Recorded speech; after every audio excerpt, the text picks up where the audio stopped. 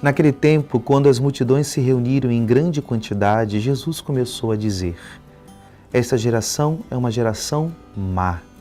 Ela busca um sinal, mas nenhum sinal lhe será dado, a não ser o sinal de Jonas. Com efeito, assim como Jonas foi um sinal para os ninivitas, assim também será o Filho do Homem para esta geração. No dia do julgamento, a Rainha do Sul se levantará juntamente com os homens dessa geração e os condenará, porque ela veio de uma terra distante para ouvir a sabedoria de Salomão, e aqui está quem é maior do que Salomão. No dia do julgamento, os ninivitas se levantarão juntamente com esta geração e a condenarão, porque eles se converteram quando ouviram a pregação de Jonas, e aqui está quem é maior do que Jonas. Palavra da salvação. Nós temos no Evangelho de hoje uma palavra dura, uma palavra crítica de Jesus. Diante daquela realidade do desenrolar do ministério público de Jesus, e Jesus diz para a multidão, né? E quando ele diz para a multidão, ele não diz somente, não está falando de uma terceira pessoa, ele está falando também daquela multidão, de uma multidão que manifestava uma certa maldade. É uma palavra muito dura que o nosso Senhor diz. Essa geração é uma geração má. E o interessante é que a maldade, ou seja, a ausência do bem daquela geração, não é somente porque eles faziam atrocidades.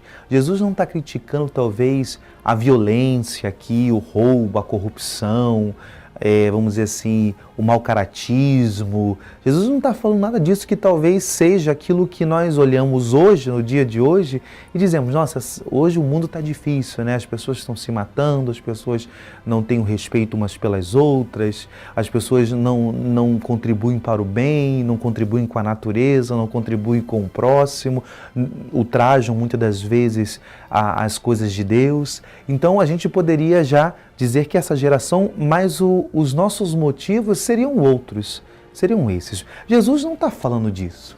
Quando Jesus vai explicar por que aquela geração é má, o discurso dele é a respeito da busca de sinal, a busca de uma realidade. O que aquele povo, as motivações que aquele povo busca a Deus. Aquele povo busca a Deus porque querem usufruto, querem milagres, querem muitas das vezes um espetáculo. Eles não querem um compromisso de vida, de conversão, não querem um compromisso de se decidirem a largarem as suas próprias vontades para abraçar a vontade de Deus. Queridos, que maravilha, porque o nosso Senhor ele vai para além de uma realidade de fenômeno. Porque se nós olharmos para os dias de hoje também, por que as pessoas elas estão, muitas das vezes, vivendo a violência, a corrupção, vivendo várias realidades? Em última instância, porque cada um quer fazer a sua vontade, porque cada um só pensa em si. E aquilo que Jesus está dizendo, essa geração é má porque até na busca de Deus só olha para o próprio umbigo.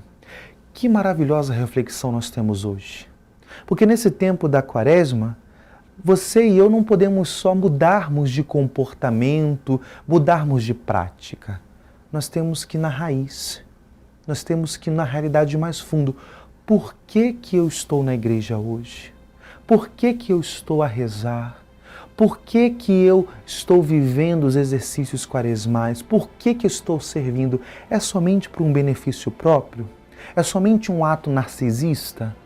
Ou de fato eu quero me abrir e deixar-me alcançar por aquilo que Deus tem para mim?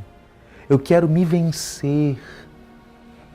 Eu quero, de fato, me abrir ao outro, não somente por aquilo que o outro pode me dar, mas pelo outro em si. E esse outro, em última instância, é o Senhor, é Deus. É isso que Jesus hoje está dizendo. Qual é, talvez, um grande sinônimo de maldade aqui? Nem tanto Jesus está falando de uma realidade estritamente espiritual, que é o demônio, mas Jesus está falando que a maldade, a raiz nesse momento aqui da maldade, é somente termos a medida em nós mesmos, é ficarmos em si, e até na busca de Deus só ter um olhar para as nossas necessidades. Porque aí começa a verdadeira conversão. Porque converter-se é metanoia, é mudar o caminho, é mudar a direção, mas essa direção é dada por um outro.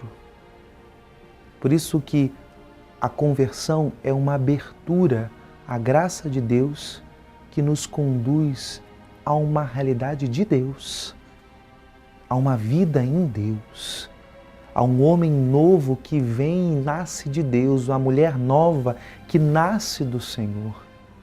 Por isso, queridos irmãos, amadas irmãs, peçamos nesse dia que de fato o Senhor nos dê essa graça de uma saída de nós mesmos, de, nesse tempo da Quaresma, mais do que algo de consolação, de graça, de bênção, isso tudo é importante, Deus sabe das nossas necessidades, mas que o nosso interesse, a nossa preocupação seja mais do que as nossas necessidades, mas aquilo que é a necessidade de Deus em mim. Se Deus tem alguma necessidade, claro, Deus é perfeito, Ele não tem necessidade, mas qual é o querer de Deus em mim? Mais do que eu manifestar o meu querer a Deus, mas me abrir ao querer do Senhor ao meu respeito. Que o Senhor nos dê essa graça e nos dê uma fecunda Quaresma. Em nome do Pai, e do Filho, e do Espírito Santo. Amém.